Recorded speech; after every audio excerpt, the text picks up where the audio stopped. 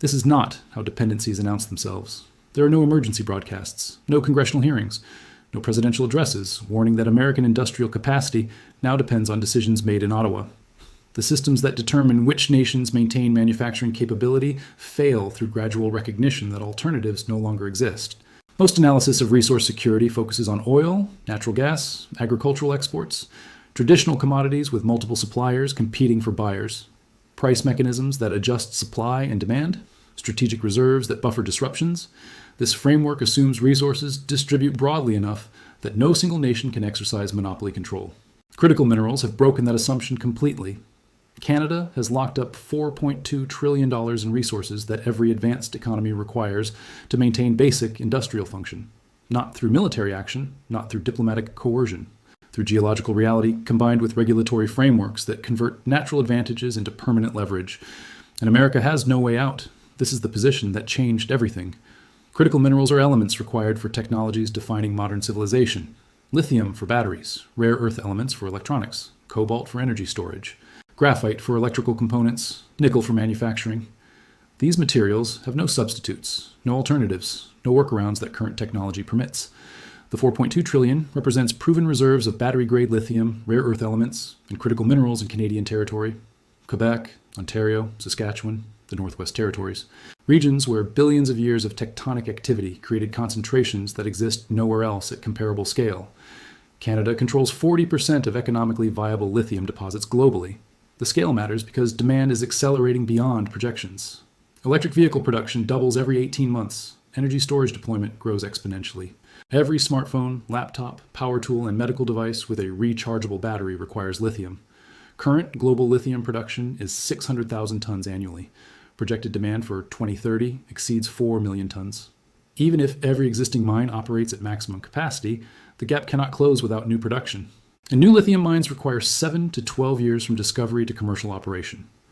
Automotive manufacturers have committed to electrification schedules requiring lithium supplies that must begin flowing now to meet 2030 targets. Governments have mandated internal combustion phase-outs, assuming battery supply will materialize. Renewable installations are planned around storage systems needing materials not yet being extracted. Canada is the only jurisdiction that can expand lithium production fast enough to prevent these commitments from collapsing.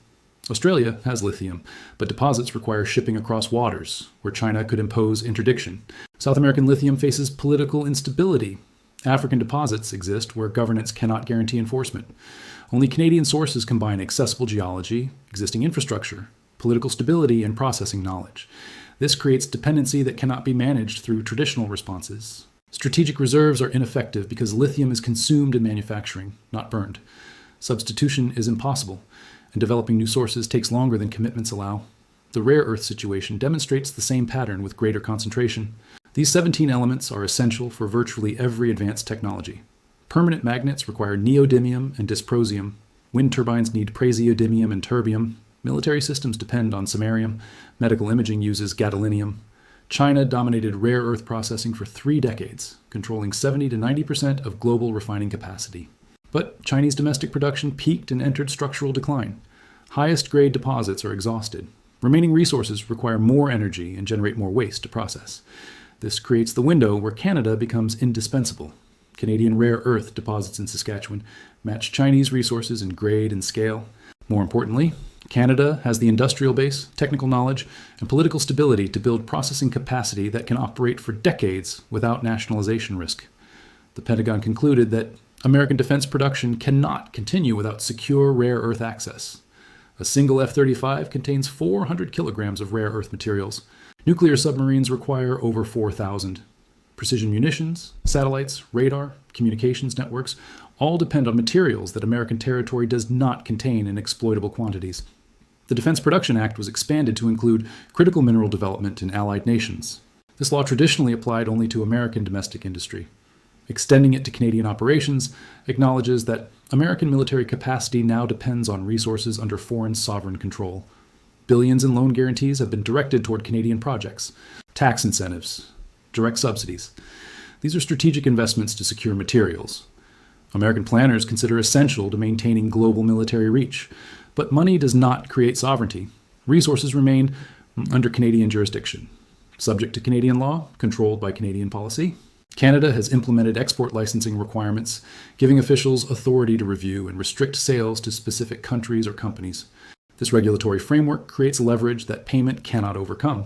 If Canadian authorities determine exports do not serve Canadian interests, those exports do not occur regardless of prices offered. Access depends on maintaining relationships. Canada finds acceptable across multiple domains. This operates fundamentally differently than oil geopolitics. Oil-producing nations that leveraged energy exports faced coordinated responses. Consumer nations developed reserves, diversified suppliers, pursued alternatives, and sometimes used military force. Critical minerals permit none of these responses. Strategic reserves are impractical because materials are consumed in manufacturing. Alternative suppliers do not exist at required scale. Substitution is impossible, and military intervention against a NATO member would be strategically incoherent. The result is accommodation. Manufacturing companies relocate production to Canada. Defense contractors form joint ventures with Canadian partners. Technology firms share intellectual property for guaranteed allocations. Governments adjust foreign policies to avoid disputes that might jeopardize Canadian cooperation. American-Canadian trade disputes that might have escalated now resolve rapidly. When steel and aluminum tariffs were imposed, Canadian retaliation targeted politically sensitive districts, while officials reminded manufacturers of their critical mineral dependencies. The tariffs were eliminated within months, because American industry could not afford disruptions to supply chains, including Canadian critical minerals. European dependency is more acute. The European Union has virtually no domestic critical mineral production at meaningful scale. Every battery manufactured in Europe depends on imported lithium. Every wind turbine requires imported rare earths. Every electric vehicle needs imported cobalt and nickel. And as Chinese supply chains become unreliable due to geopolitical tensions, European manufacturers are turning to Canada as the only alternative meeting security and sustainability requirements. Germany has signed bilateral agreements guaranteeing Canadian critical mineral access in exchange for technology transfers and industrial cooperation. France has committed to building processing facilities in Canada to secure supply chains for domestic production. Italian and Spanish companies are investing in Canadian mining operations at valuations exceeding what purely commercial analysis would justify. These are not temporary arrangements that will unwind when market conditions change. They are structural integrations locking European industrial capacity to Canadian resource decisions for decades. The processing facilities being built will operate for 30 to 40 years. Supply agreements include terms extending through the 2040s. Technology partnerships create dependencies that cannot be dissolved without abandoning entire industrial sectors. Japan and South Korea face identical constraints. Both operate advanced manufacturing economies dependent entirely on imported critical minerals. Both attempted to diversify sources away from Chinese control. Both discovered that alternatives at required scale do not exist outside Canada. Japanese investment in Canadian critical mineral projects now exceeds investment in all other foreign jurisdictions combined. Korean battery manufacturers have structured expansion plans around guaranteed access to Canadian lithium and cobalt. Both governments have elevated Canada to highest priority status in resource security strategies. The relationships extend beyond commercial transactions into joint research initiatives, developing next-generation technologies optimized for Canadian mineral specifications. This matters because once manufacturing processes are designed around specific material properties, changing sources requires complete industrial redesigns. Technologies developed using Canadian lithium cannot simply substitute materials from other deposits without extensive re-engineering that costs more than any supply diversification benefit could justify. This creates lock-in effects where initial supply relationships become permanent dependencies. Companies will not abandon factories designed to work with Canadian material specifications. Governments will not unwind trade agreements providing their industries with essential inputs. Strategic planners will not sacrifice supply chain security that took years to establish. China recognizes this dynamic. After decades assuming processing dominance would remain unchallenged, Chinese officials now acknowledge that Canadian critical mineral supplies represent strategic assets they cannot control through market mechanisms. The response has been systematic attempts to acquire stakes in Canadian mining operations through state-owned enterprises and sovereign wealth funds. Canadian regulators have blocked the majority of these acquisition attempts on national security grounds. The Investment Canada Act was amended specifically to give government broader authority to review and block foreign investments in critical mineral sectors. Chinese attempts to acquire major lithium projects were rejected. Proposed purchases of rare earth operations were denied. Technology transfer restrictions were imposed to prevent Chinese companies from replicating Canadian processing capabilities. These decisions created diplomatic friction, but they clarified the strategic landscape permanently. Canada will not allow critical mineral advantages to be purchased by nations that might use those advantages against Canadian interests or Canadian allies. This position is sustainable because Canada controls the underlying geology. Unlike technology that can be stolen or manufacturing capacity that can be replicated elsewhere, geological deposits cannot be moved or reproduced. The climate dimension adds another layer of irreversibility.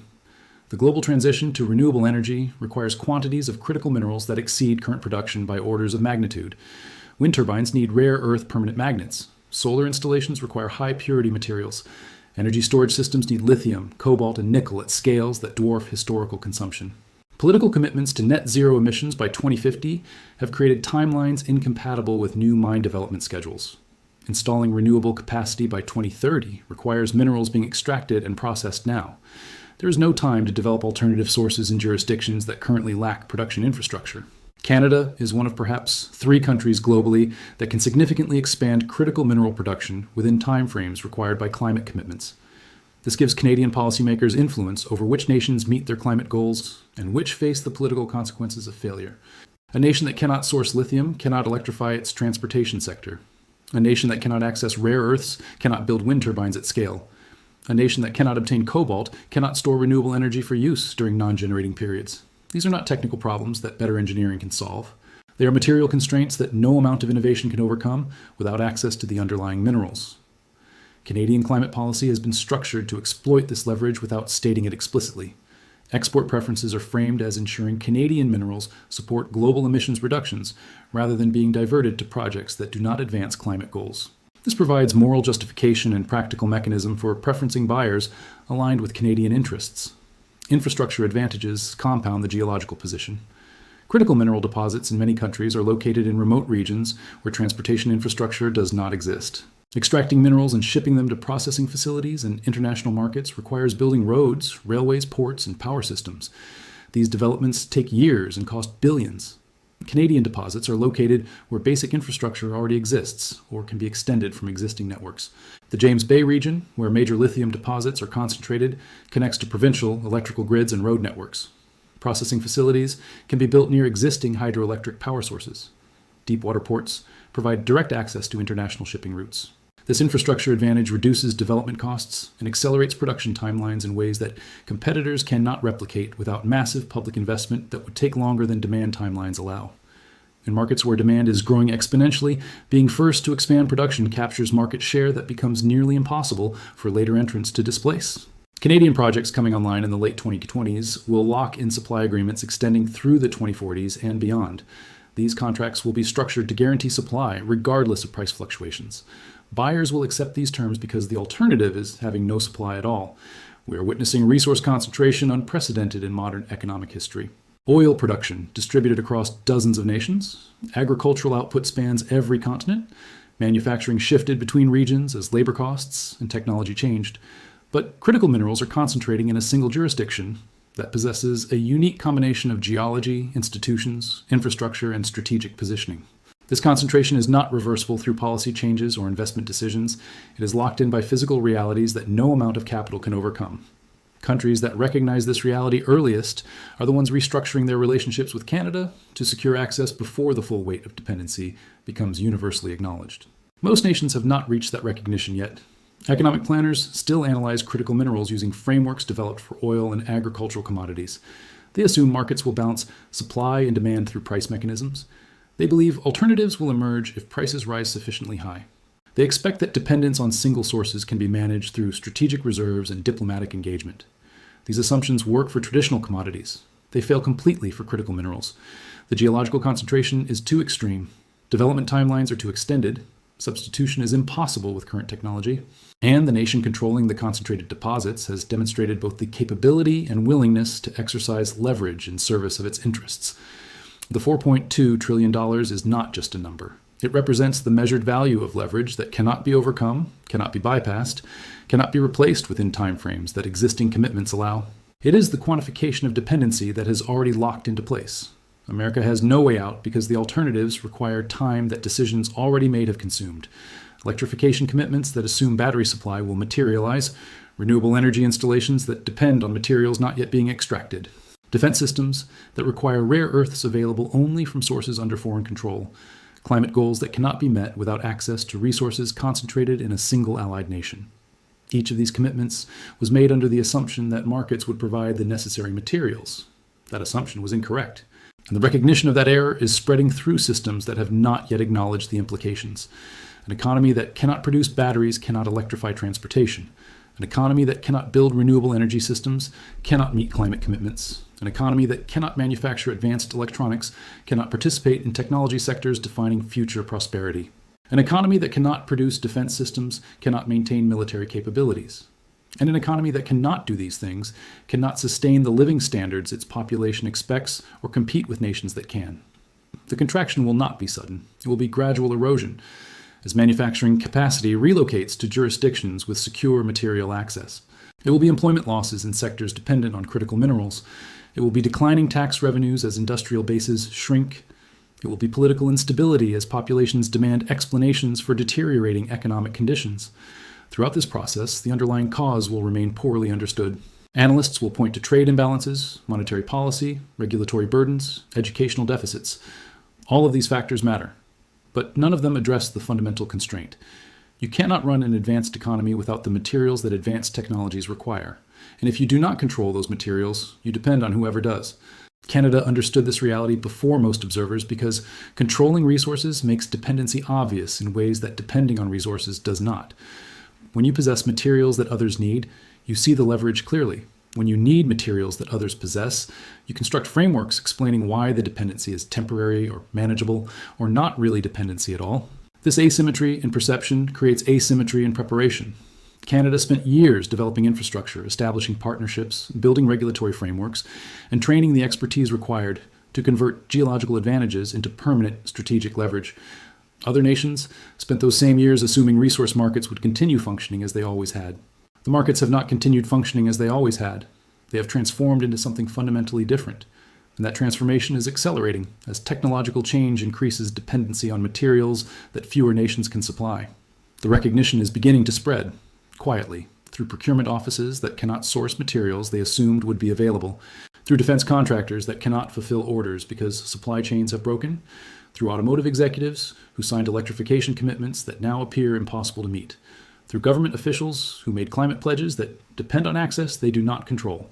This recognition will not reverse the dependencies. It will only make them more explicit, more acknowledged, more obviously permanent. And that acknowledgement will drive further accommodation as nations restructure their relationships with Canada to secure access to what they cannot function without.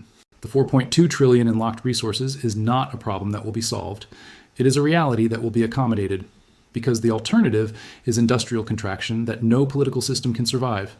This is not speculation about what might happen. This is observation of what is already happening. The supply agreements are being signed. The processing facilities are under construction. The technology partnerships are operational. The export licensing frameworks are in place. The dependencies have locked in. What remains is the spread of recognition through systems that have not yet acknowledged they have no way out. And when that recognition becomes universal, the accommodation will become complete. This is how power transfers between nations in the modern era, not through military conquest, not through diplomatic victories, through dependencies that establish themselves before anyone recognizes they have become inescapable, through control of resources that industrial civilization cannot function without, through geological advantages that cannot be replicated regardless of investment or will. Canada locked up $4.2 trillion in critical resources that America desperately needs, and America has no way out, not because options were never considered, but because the options require time that commitments already made have consumed. The dependencies formed before the dependencies were recognized, and dependencies, once established at this scale, do not unwind. They only deepen.